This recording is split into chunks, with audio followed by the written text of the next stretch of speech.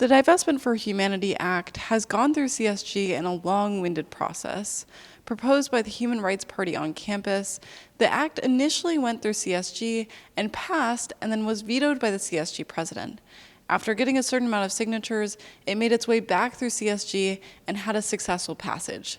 Let's go through the process that I went through.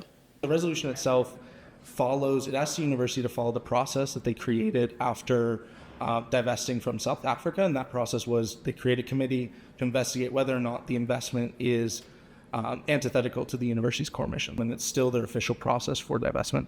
So those are a really important thing. We're asking them to do it per their own process that is actually still defined within their investment process. After initially being brought to CSG and vetoed after a vote, the Human Rights Party faced setbacks with the act. The Divest for Humanity Act was a resolution that the Assembly initially passed last semester when we introduced it.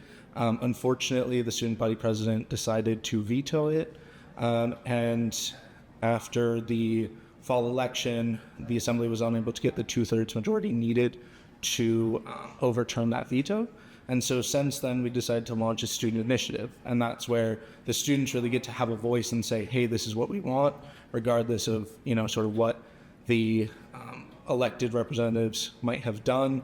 What it is once we get to 2% of the students to sign on to this divestment resolution, then it goes back to the Assembly. If they pass it, then it's not subject to presidential veto. Many students expressed concerns of issues such as anti-Semitism and polarization over the act, but HRP hopes that this act will send a different message.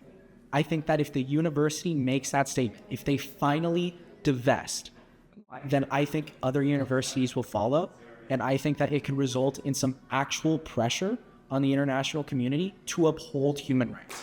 And a lot of people have asked me, what does Gaza have to do with me? What does it have to do with the University of Michigan? And to be honest with you, it doesn't. What it has something to do with is that we're all human. That's why this is important, and that's why I really hope this process results in actual divestment. The passage of the Divestment Act follows an important precedent set by other decisions made on campus, but brings up concerns for the political environment set by the university. Thanks for watching Maizewire. I'm Sarah Youssef.